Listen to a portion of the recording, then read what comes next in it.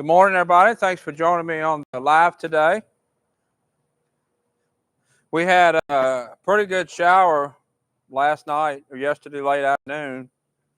Blew in from this side over here. My arena was pretty wet, at least this side over here was. I tried to drag it out, make it a little better to ride in. So when this dirt gets wet, it gets a little sticky. So it was kind of hard to drag, but we'll make do. This afternoon, it'll be a lot drier, and I'll drag it again. If you would, put in the comments where you're watching from. I appreciate you tuning in and watching live training and interacting and asking plenty of questions. Today, I'm riding Rusty. Rusty is, I believe he's a Corona cartel bred horse. Should run, but he don't want to. And I want to talk about why. He's had vet, chiropractor, everybody under the sun look at him. A physical issue as far as medical pain or anything like that has all been ruled out. When she brought him to me, I got on him and immediately could see what the problem was. And that's what we'll talk about. If you've got any questions, just put them in the comments below and we'll get to them as we work through. I'm riding Rusty in my heavy ring snaffle today. And I'll talk to you about why. This is actually the first time that I've put him in this bit. I've been riding him in my regular D-ring until today. Think I've had him about 2 weeks, I believe. He's 4 years old. At one point, he was starved down pretty bad. His current owner has only owned him for a couple of months. She bought him somewhere out of Alabama, I believe, and I think before then he was in Texas. So he's passed through a couple of hands. I assume because he wasn't wanting to run, but it's actually going to be a pretty easy thing to get fixed. Pretty basic stuff.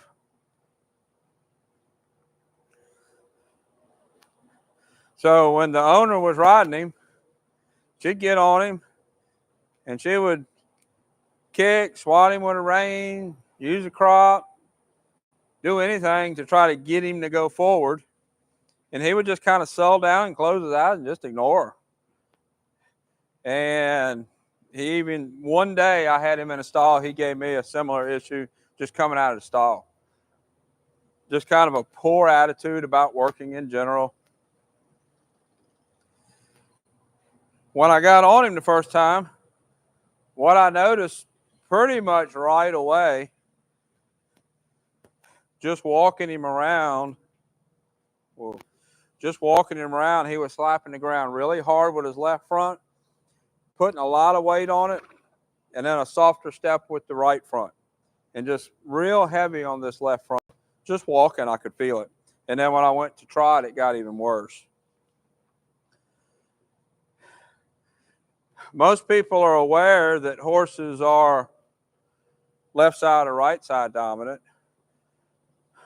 But a lot of people don't think about a horse being front or back dominant. And if you've ridden a horse like that, it's almost like driving a four-wheel drive vehicle with two different gear ratios on the front and the back.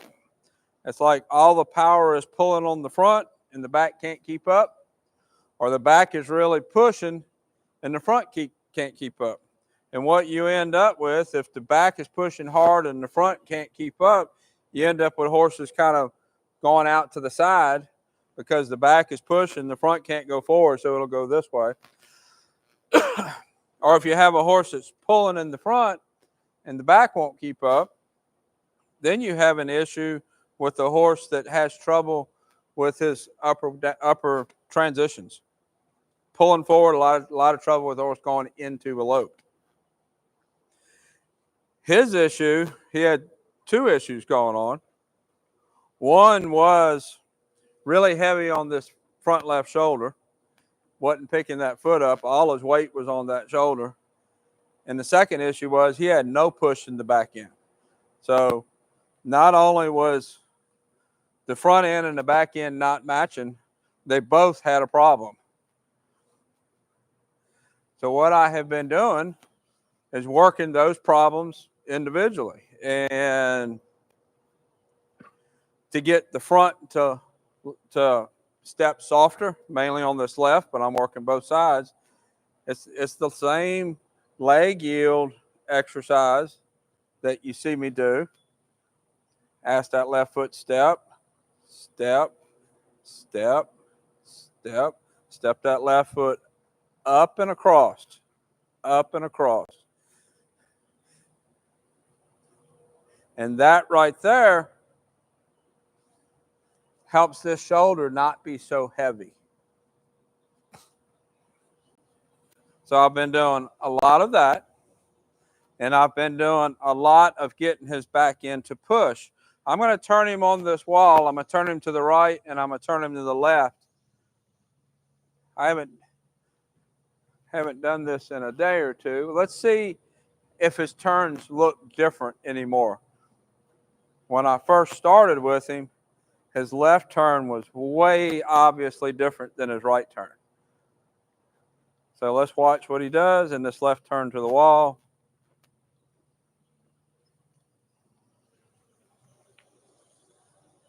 Not too bad.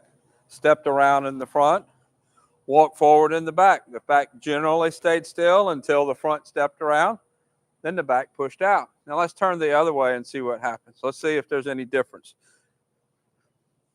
There was a huge difference first time I started this with him.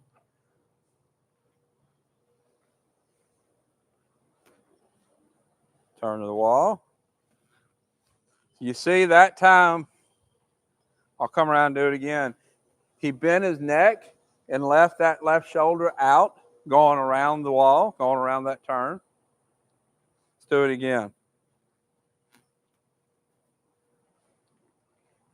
It's buffering on that TV. Does it still look like it's going up? It's good on your phone? Okay. So we're going to do a right turn again. Watch his left shoulder. See his neck really bend and the shoulder poked out into the wall? We'll do a left turn so you can compare the two. That's where the issue is in the front, is in that left shoulder. Now when I turn him to the wall, to the left, that helps pick this shoulder up and makes that turn better.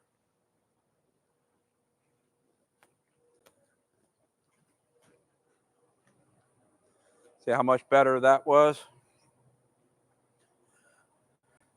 So this left shoulder needs to come up more.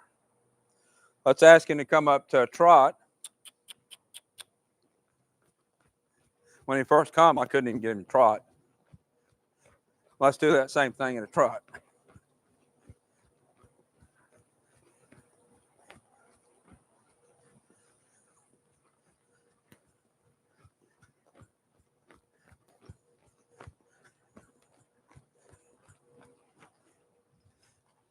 And push. Notice I pushed him out of that turn kind of hard. What the object of that is to push, get the hip to push while the front end is still kind of against the wall. I'll bring him to that position and stop so you can see it. So if we're coming to the wall here, and then I turn him to the wall, and then at this point is when I start kicking, before he actually comes all the way around, because I want that wall to help compress his spine, which is going to help lift the shoulder and push with the back end.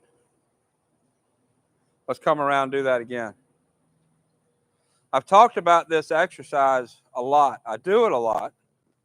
It's one of my basic exercises, and this really shows you why this exercise is so important. And go. Go. Come around. There we go. Okay, what's the question?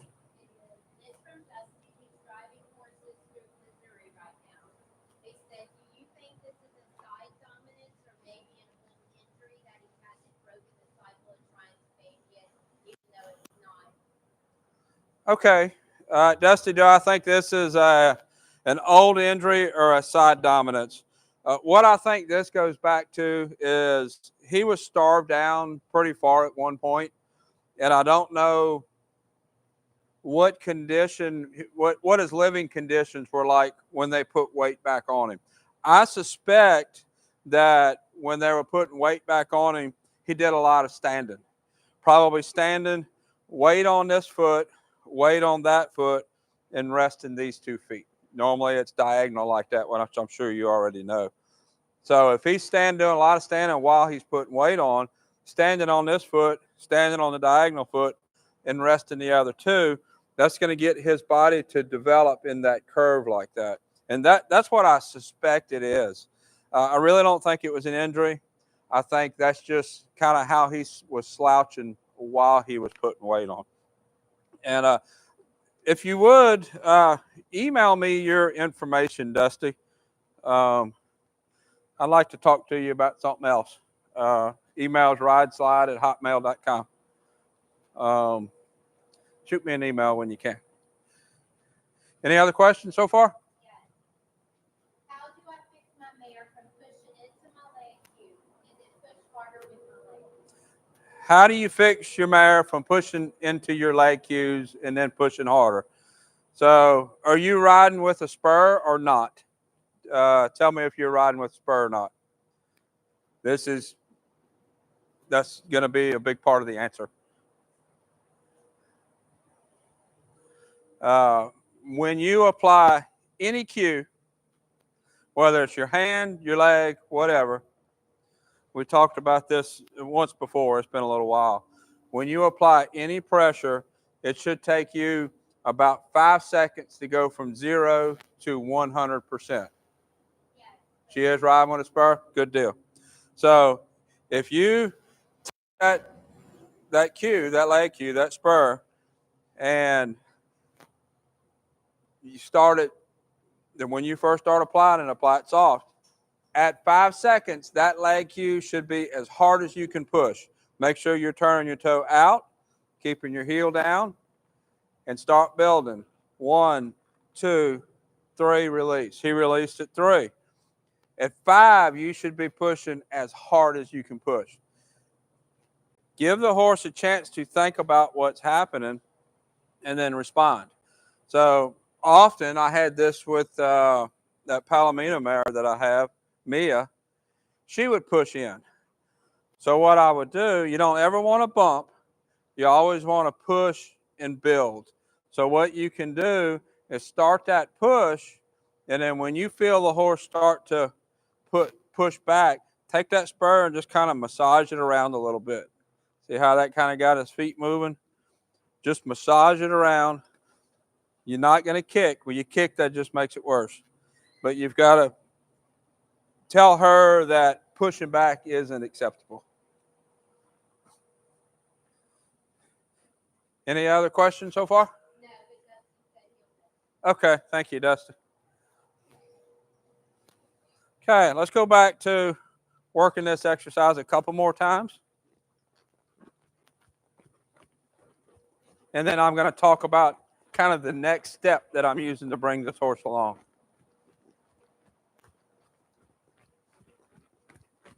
Turn to the wall. Go.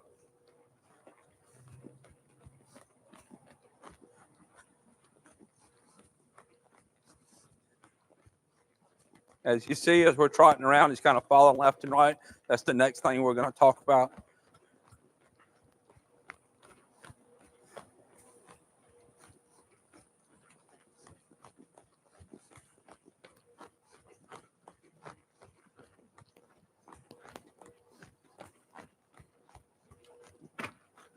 Go, go, go, go, go, go, go. So the next thing I want to talk about with him, as I was trotting around, you can see his shoulders just falling left, falling right. And generally, if a horse is following one direction, you can take that inside rein, inside leg, push him over. But I really don't want him expecting me to keep standing him up. What I want to do is I really like for him to take responsibility to stand himself up and me not help him so much.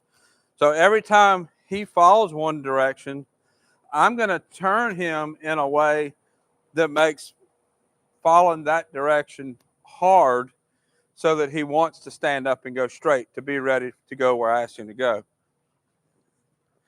So as I'm trotting him around, he follows to the left. He's getting much better. Let's steer over here. If he follows to the left, we're going to steer to the right. A little slippery spot there. Let's go back, go straight. You want your horse to go straight. This is much better than it was. And really, all I'm doing here is I'm building fitness. I'm building fitness in the front end. I'm building fitness in the back end.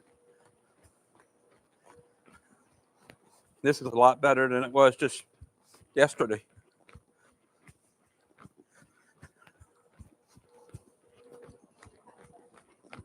Okay.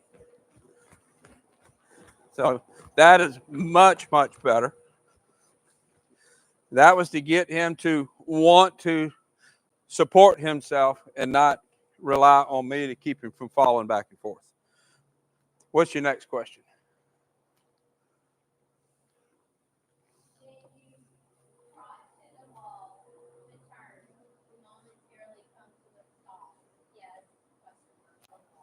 Okay, so when I'm trotting to the wall, do I momentarily come to a stop? I do not ask him to come to a stop. We trot to the wall, I turn to the wall, we trot the other way. I do not say whoa, do not pull, do not do anything to tell him to stop. Basically, we're going this way, now we're going that way. Show you one time. So we're going to come around to the wall, come in at about a 45-degree angle, get my right hand ready, turn to the wall, and kick. So what I am looking for in that turn is for the front end to step around and then the back end to push out. Now, if I have a reining horse that I'm wanting to develop the stop, I will use that wall to help me with teaching the word whoa and stopping when I sit. But that's not what I'm working towards with this horse. With this horse, basically what I'm trying to do is get his body in a frame, in a position that makes using his body, that makes him want to get his body in that correct position for what I'm asking him to do. So no, I don't say whoa, I don't pull, I just turn, I don't pull to stop, we just turn the other way. The horse typically will come to a stop, but I'm not looking for the stop.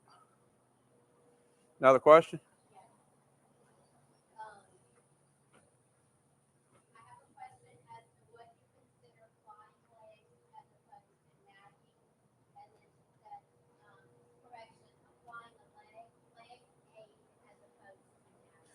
Okay, a question as far as applying a leg aid as opposed to nagging. So what the difference is, every time you apply any aid, whether that's hand or leg, that aid should mean something and you should get a response. And if you watch my legs, I use a lot of leg, I use a lot of hand aids, but everyone means something. Every time I touch that horse, I want that horse to do something. I might touch here to make this leg go that way, touch here to make this leg go that way, and it might be close to every stride. But every stride means something. Every time I touch him, it means something, and the horse responds. Now, if I'm just touching the horse and I'm not asking for a response, I'm not getting a response, I'm not making the horse give me a response, I'm just touching and he starts to tone me out like I'm an AM radio station, that becomes nagging. So that's what the difference is.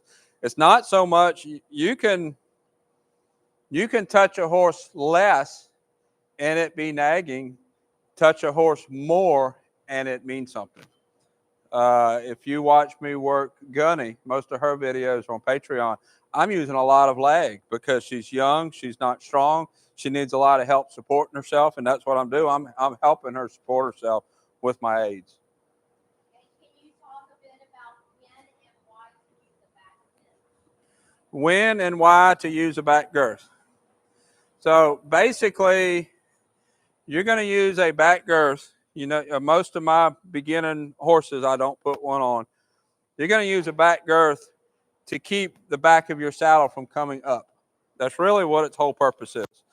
If your saddle fits correctly and you're just riding, you shouldn't really need a back girth. But if I'm doing work that, like roping, where you're pulling on the horn, or cow horse, where I'm having the hard fence turns, those fence turns can pull the back of the saddle up, then you should have a back girth. That helps keep the saddle flat on the horse's back. I rarely use a back girth when I'm doing this kind of work because I don't want there to be any confusion when I put contact on the horse with my leg. That back girth kind of dulls that area a little bit. My more advanced horses can tell the difference, but I want to teach the leg cue first, and then I'll add the back girth. If you've watched the videos of Gunny, or Gigi again, I have been putting a back girth on her a good bit, but it's not on her every time.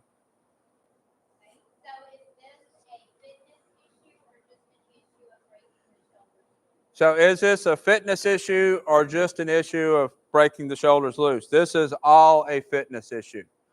It's all fitness, and it's from the horse, I think. I don't think there's any medical reason. I think basically the horse just stood a lot and stood slouched. And because that's how he was standing, that's how what he has for muscle. It really isn't much, but that's basically how the structure for muscle has developed. And that's why I am a big proponent of working horses when they're younger to help develop that muscle more symmetrically on the horse. He's 4. I have no idea when he was started, but his muscles are not developed symmetrically, and that's really what the problem is. It's not just a matter of not being fit. The fitness that he has isn't symmetrical, and it causes some non-symmetrical movements. And that's really what I'm working, is trying to get him symmetrical again. Another question before I go to the next part?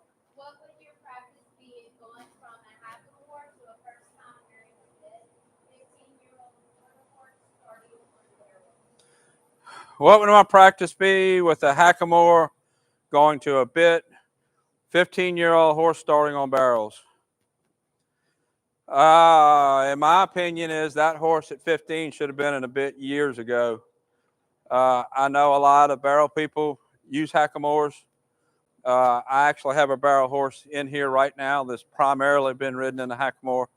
That, not sure how old she is. She's not real young, but she's not old either. And first thing I did was change her to a bit. The reason for that is there's 7 pressure points on a horse's head that you can affect that horse's movement. And there's nothing wrong with a hackamore itself, but you're using the nose and you're using the chin. And that's really all your pressure points are.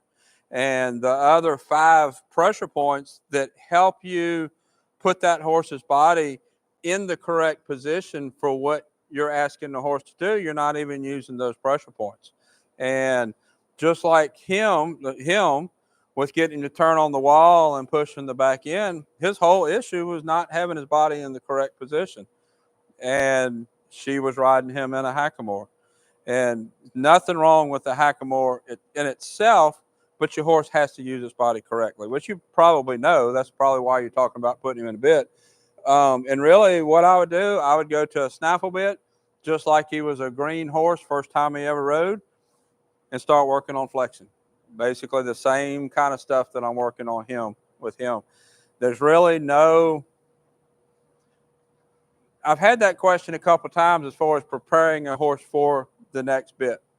And if you do your job correctly in the bit and you use your hands correctly, you just keep going on with the bit progression. There's not a lot. I mean, you can get on the horse and pull soft a couple times to let him know that it's going to feel different.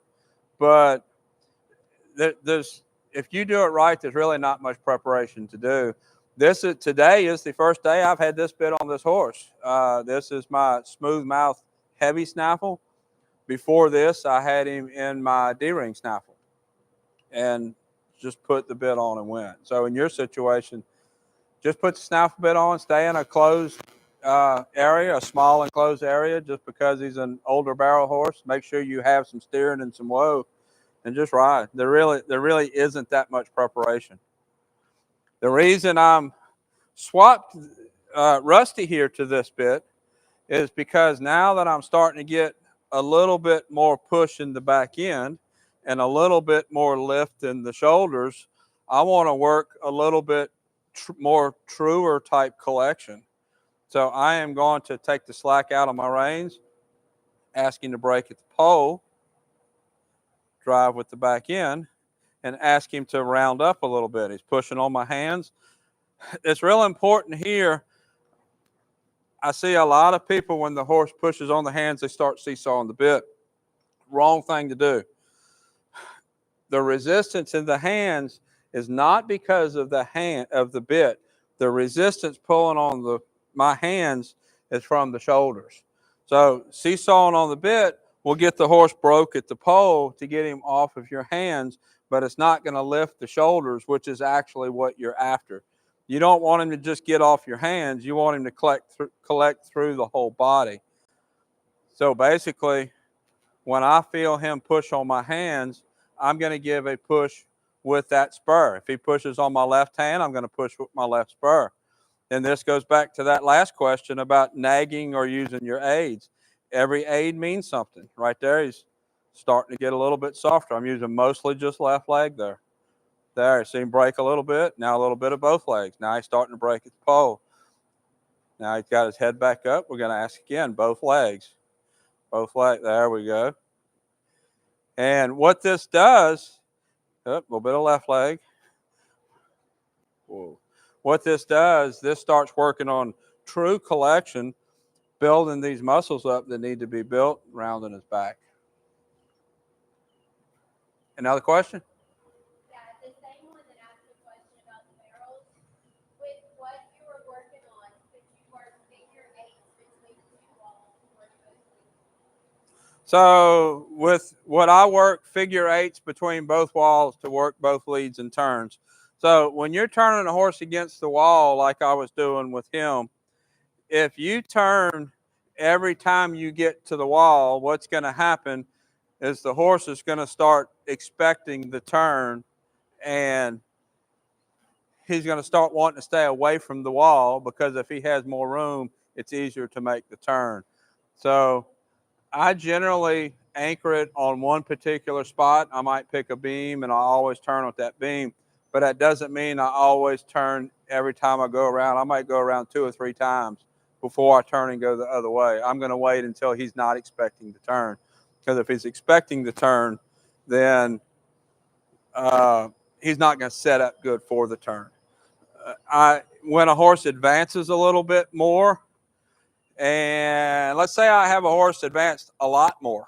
This could be a finished reining horse, and that horse is doing something, and I know that turning on the wall will help. Well, I might be out in the arena riding Hank or somebody, and I'm losing something, and I know I'm losing that shoulder.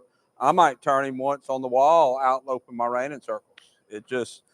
That maneuver is to lift the shoulder and engage the back end. And you're going to use it at any time that you need it, but you're not necessarily going to turn every time you pass the wall. Another question? Are rear girths required for ranch riding shows, and how tight are you in the rear? Okay, are rear girths required for ranch riding shows, and how tight they should be? They are not technically required, but if you don't have one, you don't look the part. And if you don't look the part, you're not going to score as good, place as good. So no, they're not technically required, but you should have one when you're showing in ranch classes. Once in a while, I'll show in cow horse and leave it off, depending on the horse. I've only done that a couple of times. So they're not required, but you should have it. As far as how tight it should be, that's going to depend on the event that you're showing. If you're showing in ranch class, I'm going to have that back girth a little bit looser than if I'm roping, which I don't really do much roping, but it's going to be a little bit different. If you're roping, you're going to be putting a lot of pressure on the horn, and you're really going to be pulling that saddle up. You want that back girth tight enough so when that pressure is put on the horn, that girth doesn't come up and slap the horse. Now, you don't want the back girth, if you're showing ranch, you don't want it so loose that the horse can come up and catch his foot in it. But I will generally leave it just a little bit loose, just so I can get my legs back there under the girth and apply the leg cues that I want in my ranch riding and my ranch trail patterns. That way, because my rear leg cues are typically right about where that back girth hangs. So I'll have it just a little bit looser than if you were roping, just so I can get my leg cues back there. And it's not required anywhere that I know of, but if you go in to show a class and you don't look like you're in there to be competitive, the judge isn't going to mark you. And you can have different opinions about that, but that's just kind of how it is. In dressage and hunter jumper, we like a significant overstride of hindfoot at the walk. Do any of the Western disciplines look for that? Okay, so in dressage and hunter jumper, you want a significant overstride in the walk, and do any of the Western events look at that? Yes, Western events do look at that, and kind of compare the two. Why does dressage and hunter want that? You're judging in dressage, you're judging the movement, but when you have that overstride, your horse's movement is more correct. It's better. So you want to see that overstride in the lower level dressage test, because that's an indication that when you move up, your training is there. So as I'm training a horse, I'm always looking at that stride in the same way, because if the horse is understrided, I know that I don't have the roundness and collection that I should have. And I usually can feel that when I'm on their back. So the way our classes are set up, like in a lower level dressage test, you're going to be looked specifically at that. Where in the Western, say a ranch riding class, your score isn't going to be docked down because your horse isn't overstriding. But when he's overstriding, he's not rounded. He's not going to perform the gaits and the transitions as good as he should. And that's what's going to knock you down. So it is looked at, but it's more in Western, it's more looking at the whole horse than just that in particular. Then that's actually, when I'm giving lessons and working with students, that's something we actually talk a good bit about. Because just like just now, let's walk him around. And I was working on his collection, getting off my hands. His stride is going to change pretty often, and it's going to correspond with whether he's pushing on my hands or not. If he's pushing on my hands, he's going to understride more. And if he is soft and round, he's going to overstride more.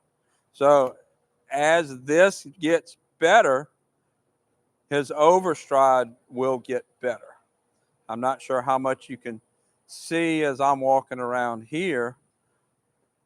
Right there, he fell to the left pretty hard. Let's left rein, left leg, pick it back up.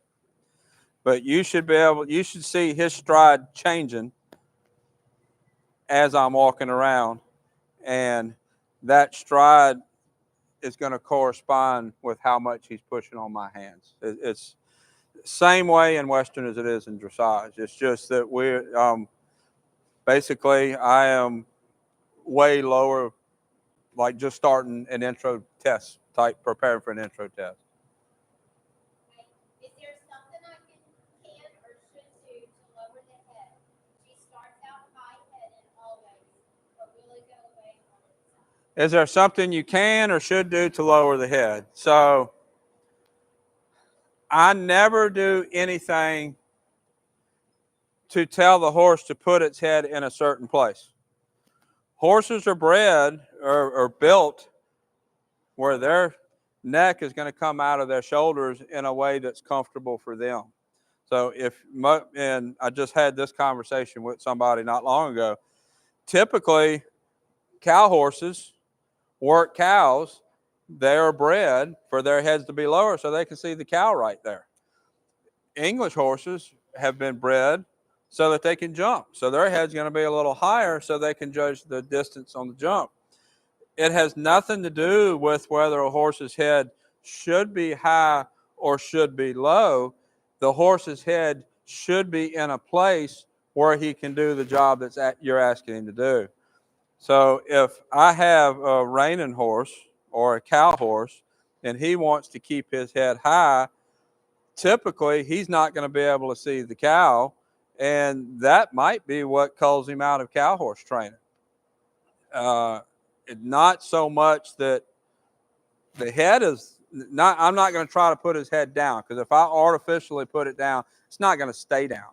And if he has his head up where he can't see the cow, he probably just needs a career change. So I don't suggest you ever manipulate where the horse wants to put his head.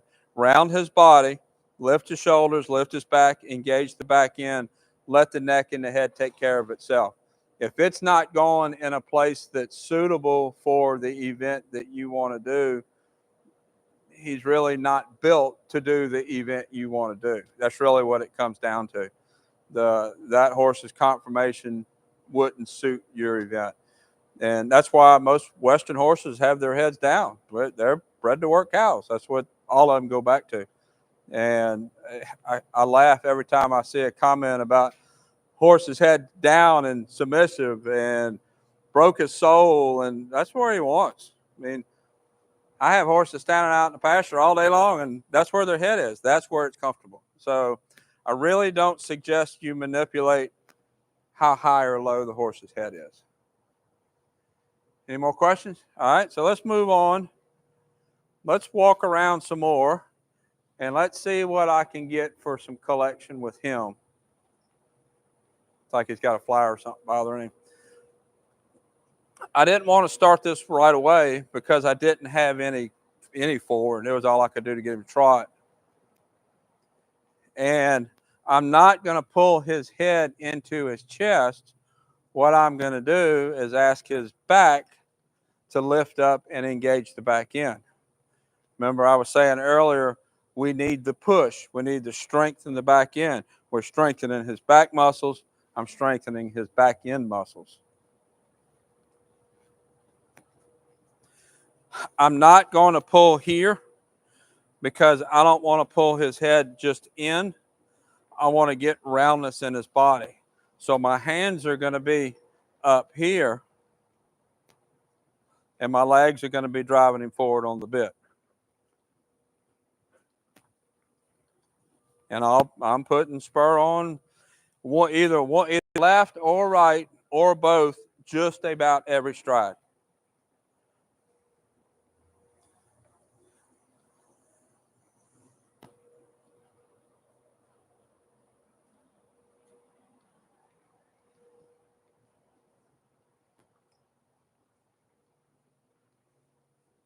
This is kind of the equivalent. Let's keep walking. See how he pushed on my hands? I wasn't facing the camera. I don't know if you can see. He was pushing on my hands, and at the same time he pushed on my hands, he lost his forward momentum. And that's generally what happens. The horse will push with his front leg and push down to get the leverage to push with their face. So what you want to do, instead of working the face, is you want to use your legs to tell the horse to go forward. And that's getting Much softer, much better. Now let's just walk him on a loose rein. Let those muscles relax, because that's kind of like doing some repetitions at the gym. It's not particularly hard. It's not like heavy weightlifting, but it's exercise. And this is a good time to bring up, I've talked about this a little bit in the past, but not recently. I typically don't like to work a lot on the front end and on the back end in the same ride. I'm doing it today so that you can kind of see the whole program.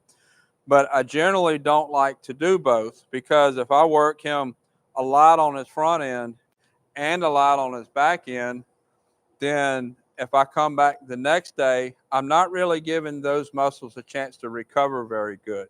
So if I was to spend today primarily working on the front half, and then tomorrow primarily working on the back half, I'm giving the two halves a little bit more time to recover, and I'm really using my training time a lot more efficiently.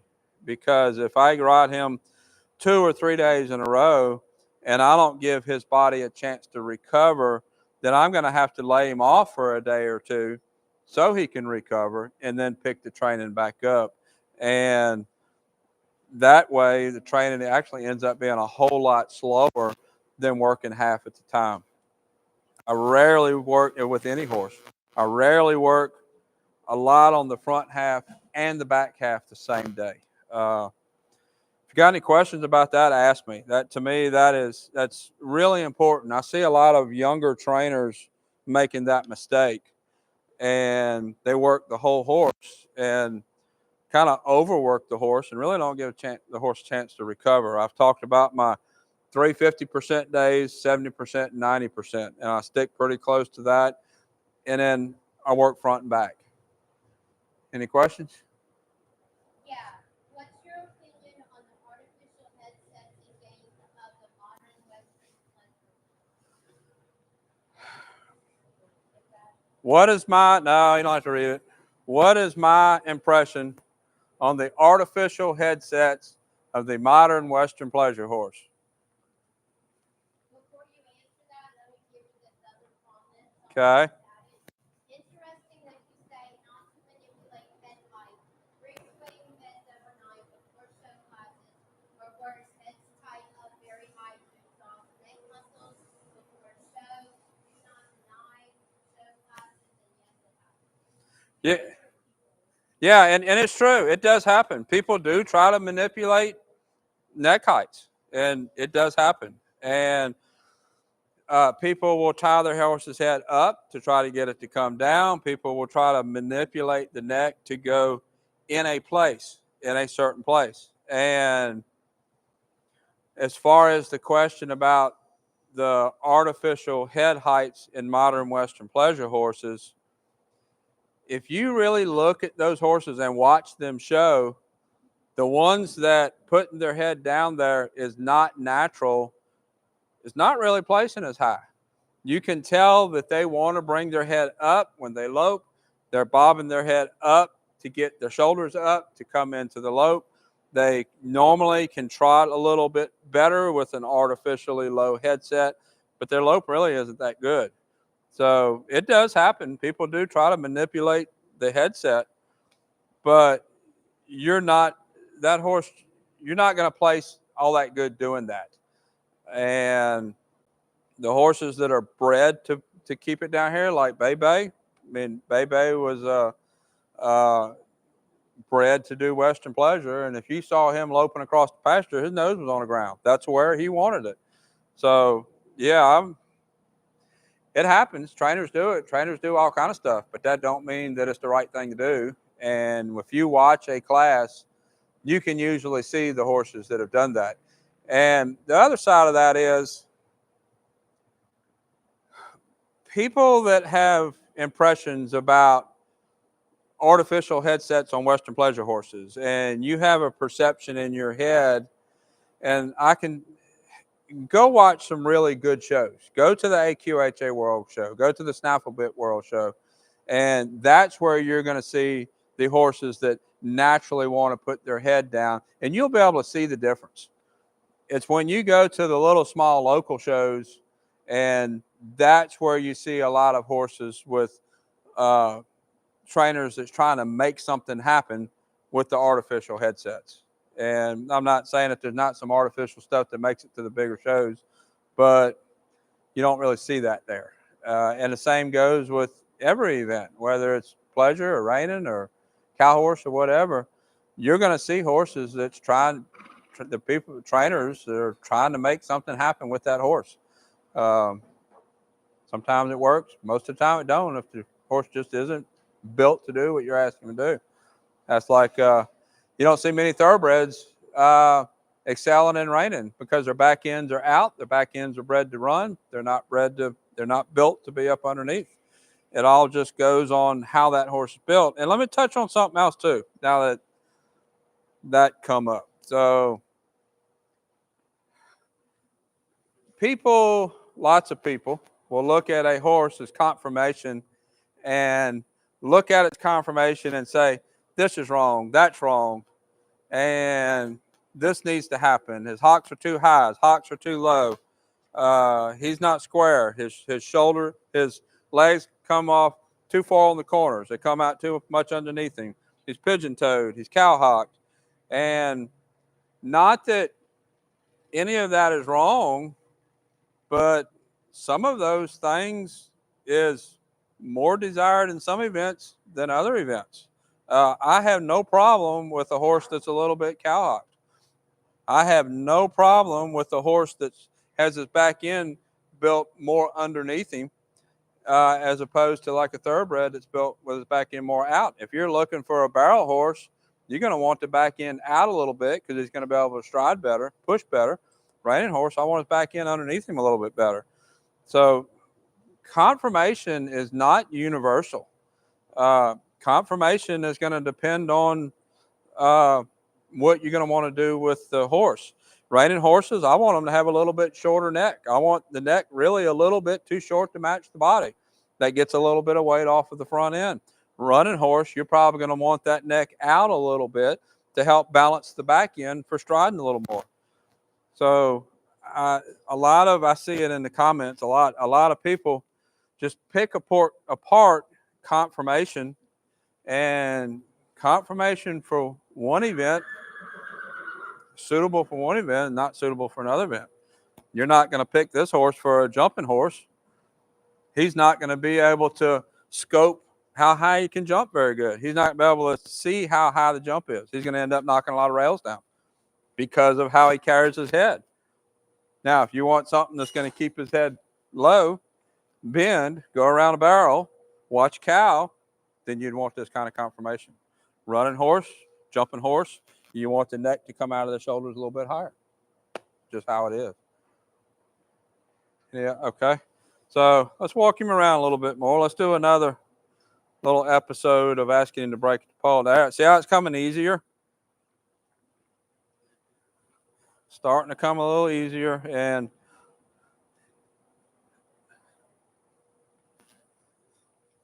that's why you have to kind of give a break a little bit. I have not worked his back end that much today. This has been mostly a front end day. I rode him yesterday, and we actually did a lot of loping yesterday. That video will be out in a day or two.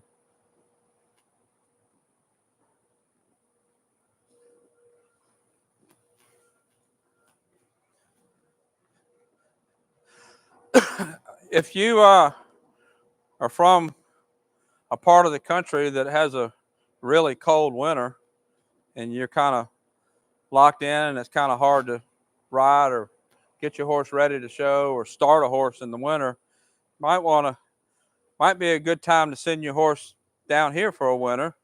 Let me either get it started or keep it show fit over the winter so that he's ready to go show in the springtime. I have horses shipped in from all over the country. I actually have a couple coming in October from Montana and one from Washington State. They come from all over. And in my wintertime, I think our typical highs are around 70. Our typical lows are around 40. We freeze some, but it's not that much. So if you want to have your horse show ready in the spring, or have a young horse you want to get started, be a good time to talk about sending your horse to me. Okay, so I think we're going to stop today. That's really all he needs at one time. This is Rusty. I want to thank everybody for joining me for the live today. And I appreciate all your comments and your questions and your interactions. Really good questions today. Until next time, thank you for watching.